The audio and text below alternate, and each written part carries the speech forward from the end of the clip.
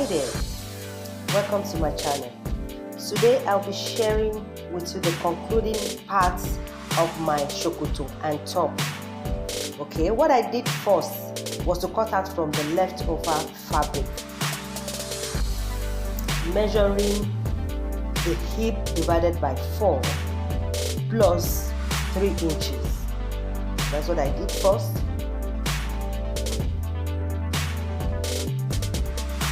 The next thing was to cut out the exact length of the front.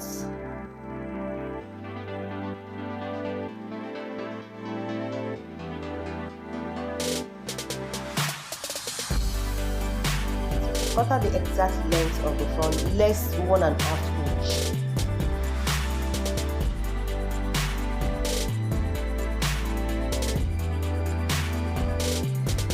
The next thing I did was for the back.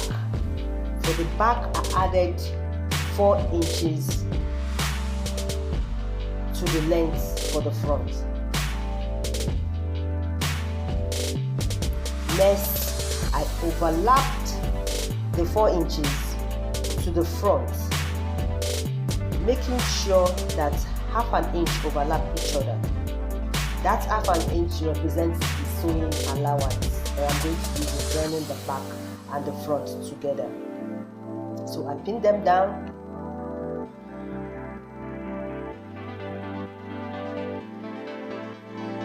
Okay, the next thing I did was to measure out all the vertical measurements.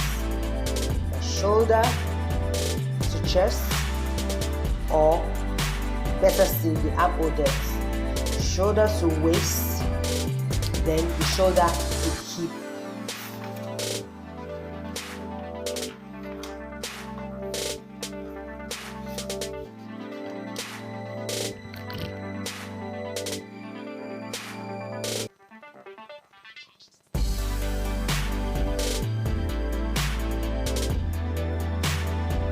Now connect the lines and squaring them out.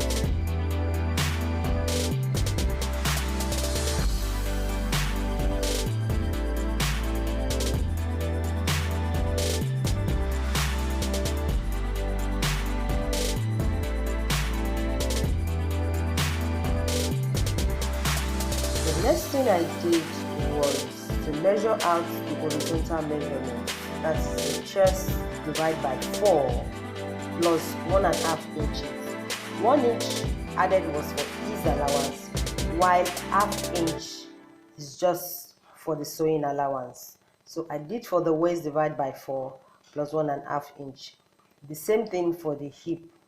I divided the hip by 4. Then in this case I did not add any ease allowance. I now use 2.5 inch for the overlapping side. So that's what I did. Now the length of my overlapping is going to be 8 inches. I use 8 inches. You can use as well as 10 or 7 thereabouts. Now the next thing I did was to measure my shoulder divided by 2 plus ½ inch. And now extend that measurement to my chest line. Copy it to the chest line, the shoulder length measurement plus the allowance, plus the ½ inch allowance. I connect on the straight line.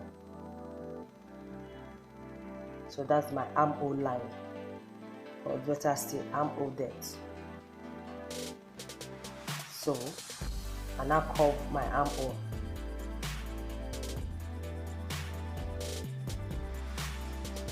Making sure that ½ inch is light,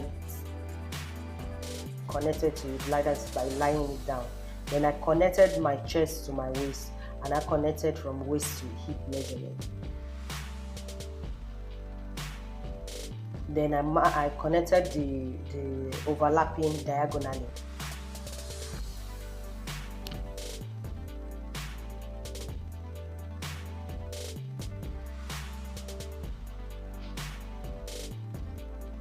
So I'm doing the recap of my chest, divide by 4 plus 1.5 inch, my waist divided by 4 plus 1.5 inch, then my hip divided by 4 plus the 2.5 inch overlapping for the side. So and then next thing was to cut out.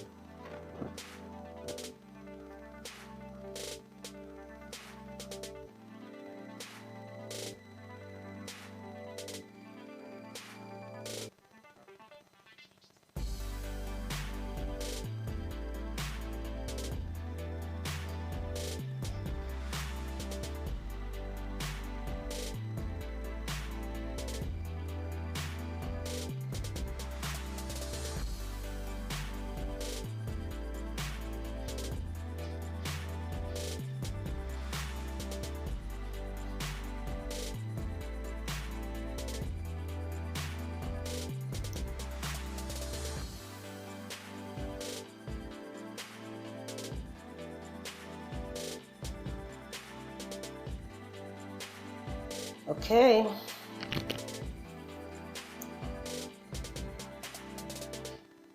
now I'm going to cut the neckline measurements. I mark the neck width 2 by 2 3/4 inches from the overlapping. Then the depth of the front was 3 inches. Then I connect on the curve. I extended to the back. The width for the back too is 2 3/4 inches. The same thing with the overlapping side. Then I cut out, lifting up the front top so that I won't cut it with the back.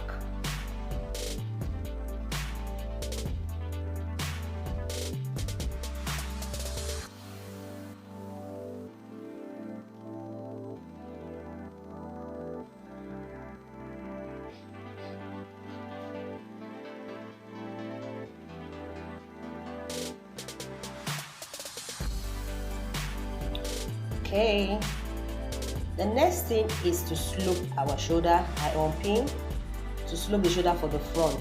There's no sloping for the back. I have to slope for the front and I'm using 2 inches slope because the shoulder is never straight. So I'm going to slope my shoulder.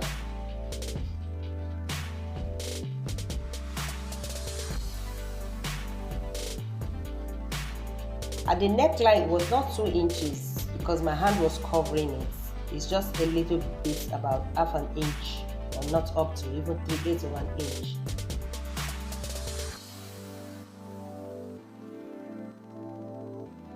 So I overlap it back to trim any excess I might be having at the back. So now I I'm confirming my armhole circumference with the armhole. I found out that it was not up to my armhole circumference, so I have to dip in it a little bit and recut.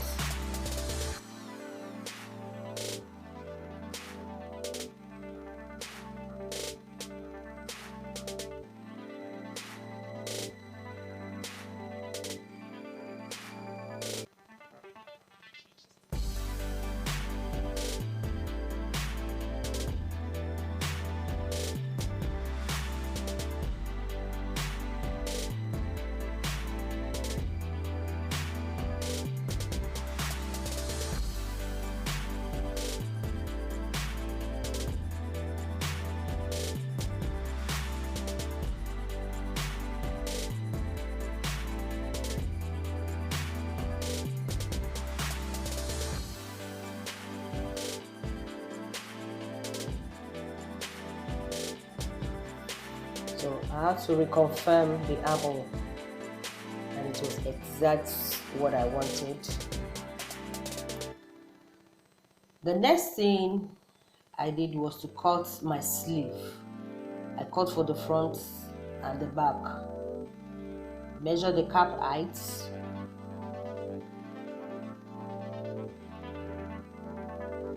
Okay, that was measuring the length of my sleeve. So what I did was to measure the cap eyes.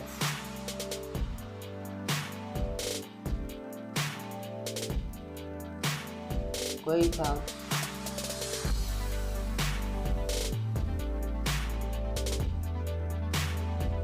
Then I have to measure my bicep.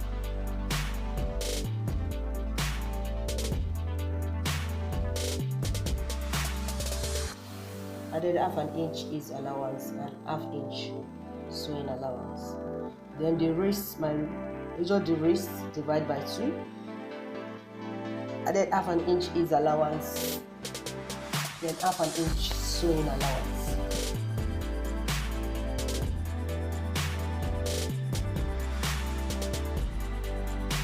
So I connect the bicep to the wrist on a straight line because I need more room. No curving, I need more room in the sleeve. Then I curve the armhole.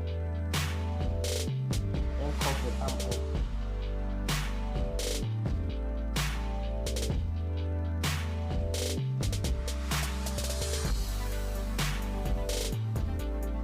The next thing was to cut it out.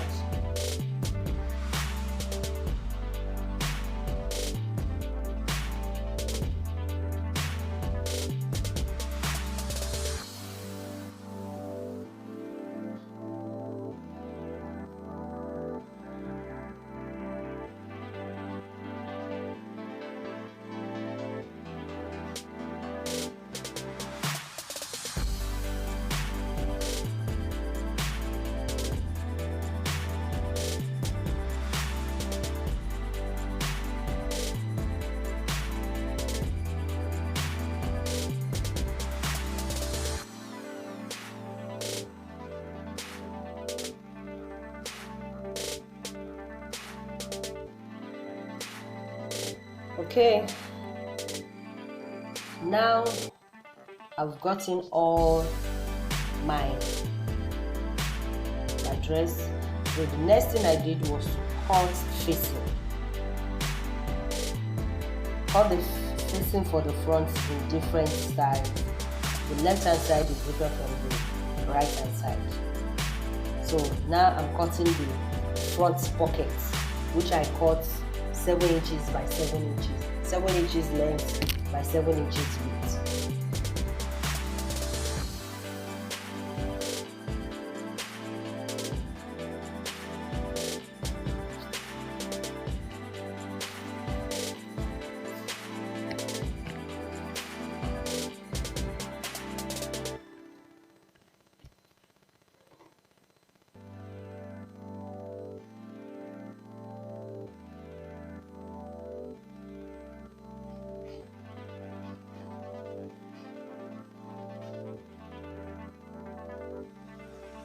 I folded it 1 inch in by the both sides, then from the top 1 inch.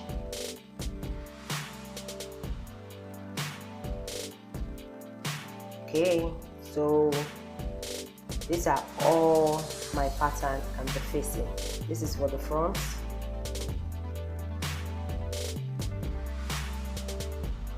For the back, I've already cut the facing too. Then my sleeve. So now for the front, I'm going to cut it deep. I cut it deep by 4.5 inch. Cut it by 4.5 inch to be able to do my placket and turn the facing with it.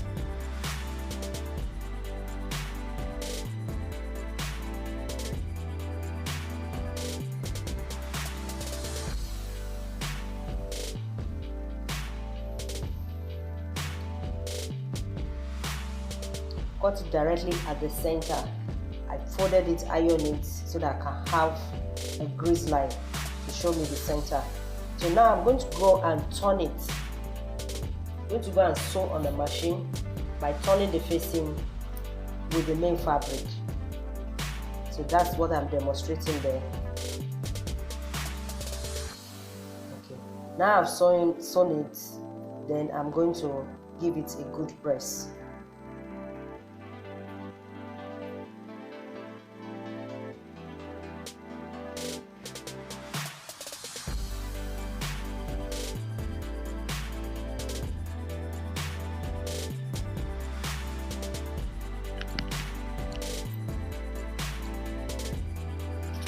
Okay, this is the placket. I cut it by 31 inches by 5 inches. 31 inches length by 5 inches width. I'm going to double it. So I cut it straight first. So I'm going to fold and double it. So that's the width is 5 inches. That's what I'm demonstrating there. Okay, so I folded it to have 2.5 inches at least. Then I'm going to go to the machine and sew it.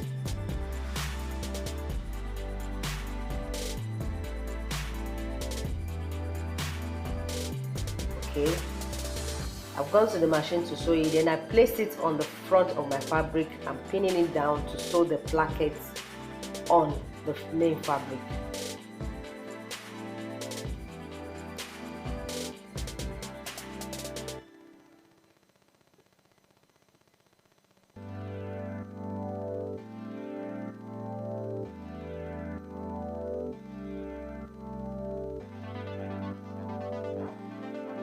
The placket length approximately is now 15 inches because I cut it 31 inches. So by the time I finish sewing it and folding it down, I got 15 inches. So I'm going to go to the machine now and sew it down.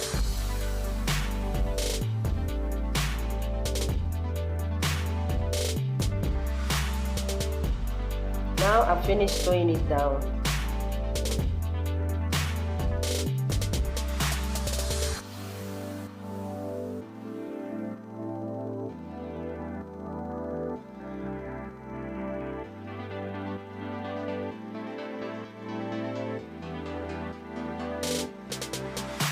The next thing is to turn the back. Turn the back facing with the main fabric. I finished turning the back and I've understitched.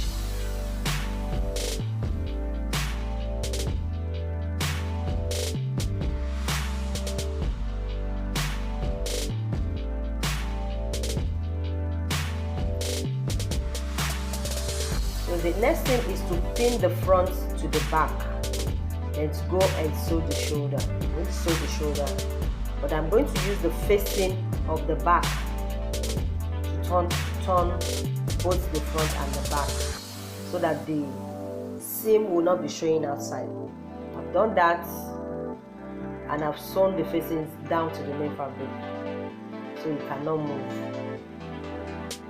I'll be shifting up and down.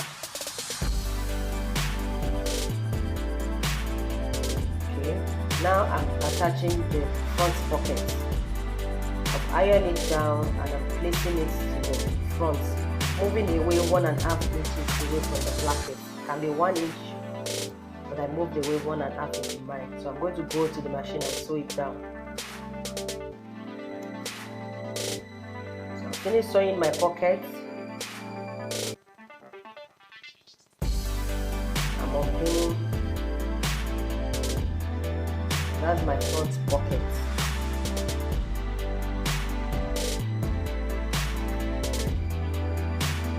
The next thing I'm doing is to go sew my sleeve to the main fabric. I'm attaching the main fabric, so I'm going to connect both the sleeve and the main fabric, and I'm going to treat them as one. After sewing the sleeve to the shoulder, I'm going to treat both the fabric and the sleeve as well. I'm going to sew it as well because they are just 1/2 inch sewing allowance attached. Now I've finished sewing my top. I've put the pressing button, 2 pressing button. My top is ready and I'm going to give it a good press.